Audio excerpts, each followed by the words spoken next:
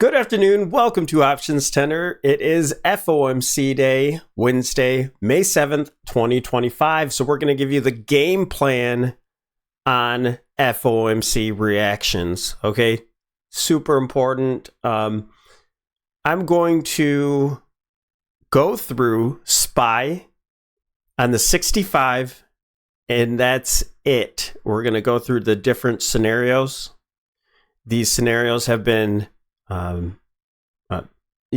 chopped up, brought down, refined into a game plan. Okay.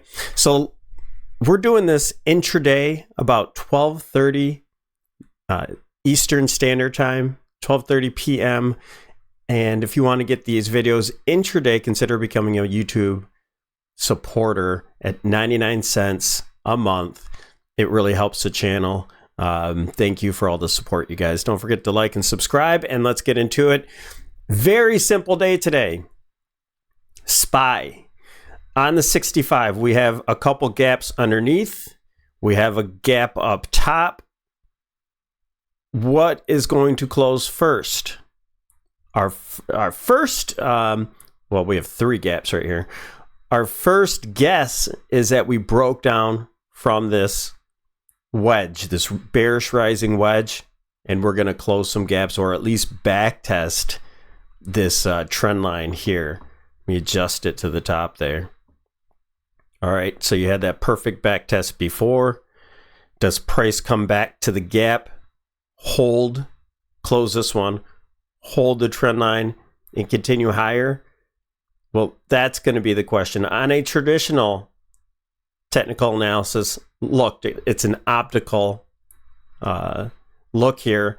That would be our game plan. Now, if it holds some sort of area here and just continues to go up from this point, maybe we go close that gap right away. Okay, so taking a look at the different scenarios. And by the way, if you want to see all the other, I did the full analysis yesterday. So just look at yesterday's video. It's not outdated. It is simply the same exact analysis as what would happen today. So that's why we're moving on. Okay, so our first scenario, we're going to do the bullish leading diagonal. Now, this is a bullish scenario to where wave 4 is in. This crash, that full length crash, again, I showed that in yesterday's video on the daily, so check that out. So this would be the wave 4 bottom, and we go for new all-time highs, okay? Now, there's two ways you can count this. The one I have right now is assuming we go to close that gap to the upside. We have the 786 retracement from all-time highs to the low here. That's 585, about 585.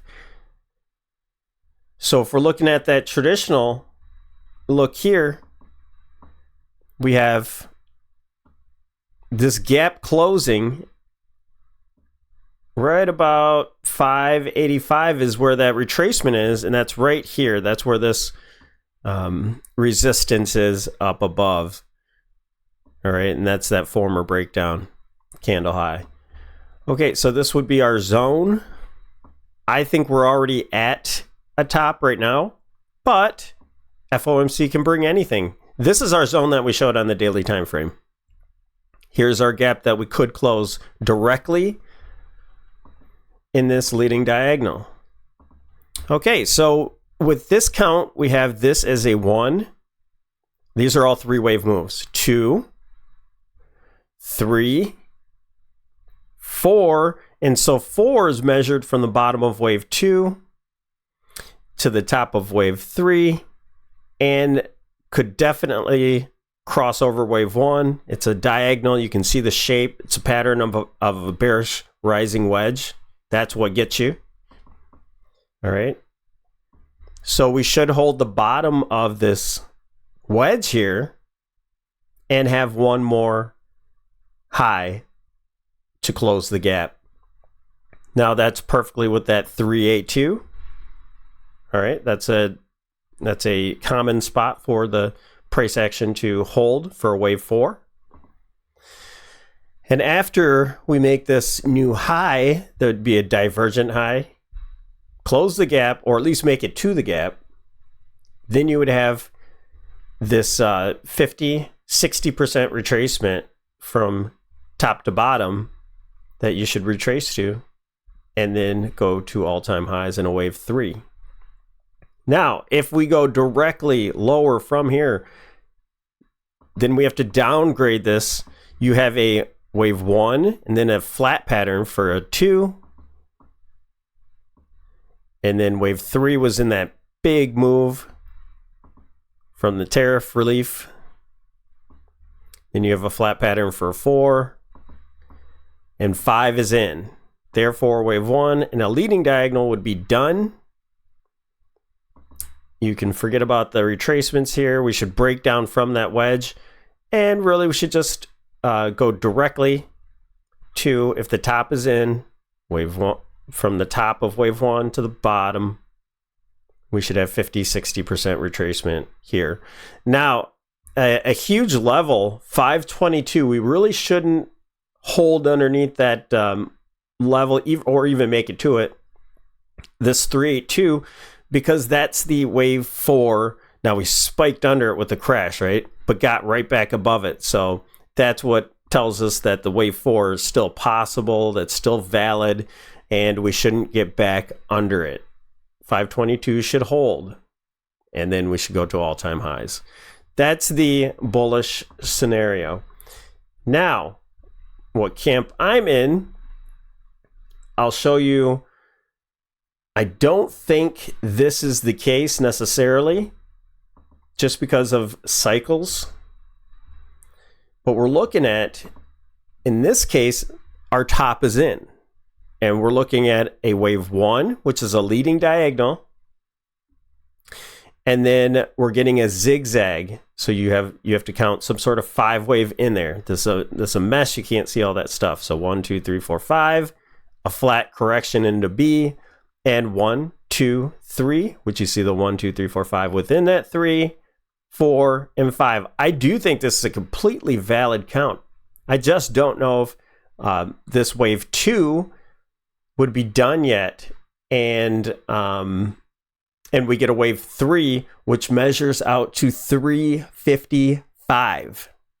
Yes, that's 200 SPY points away. That's 2,000 SPX points away. Okay, so yes, I do think a top is in.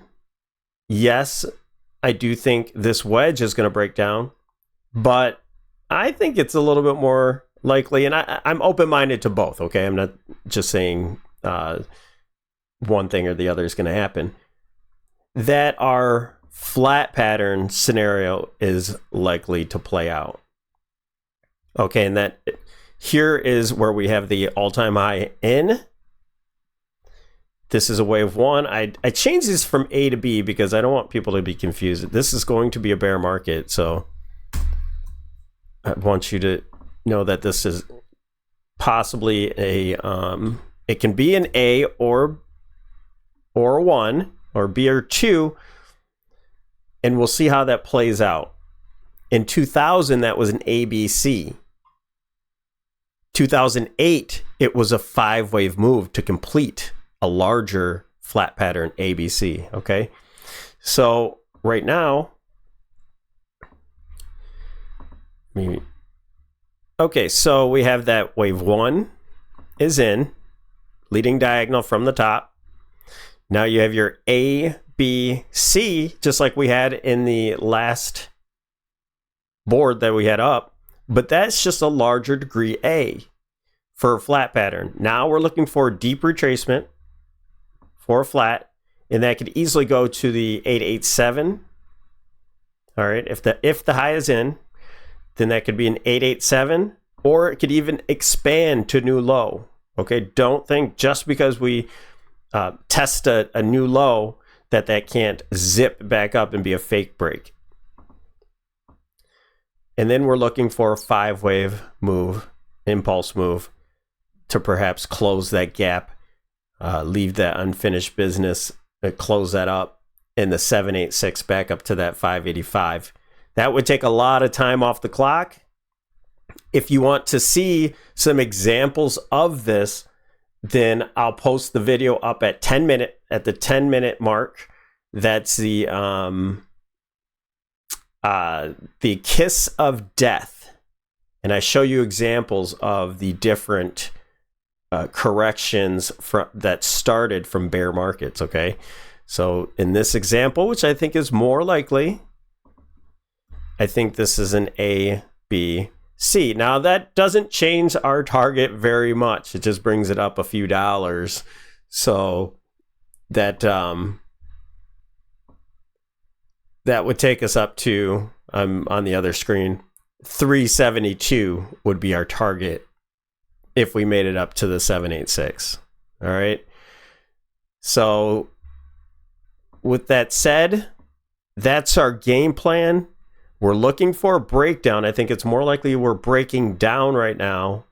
But if the market spikes up higher from FOMC, then you know that that correction could either complete the entire thing, or I can't get a different real count here for a bearish count. If we go one more move higher, I'm not sure how this will count out, but we'll work on it. It doesn't mean that it can't be bearish anymore, but I think that leading diagonal would be a really, really good look if the market made a new high. Okay, so we'll go through that again if the market makes a new high in the recent time frame. Very good. All right, and we know that we had a top here from time and price relationships going into Friday, going into the weekend. That stands so far, and then we're looking for a low to happen pretty soon. So even when you're in this territory, if we have a sharp move to the downside, you know, again, I'm looking for a low to test the lows. We've been saying those same words over and over, and let's see what happens. All right, that's our FOMC game plan. Thanks for watching us here at OptionsTender. Don't forget to like and subscribe, and we'll see you in the next video.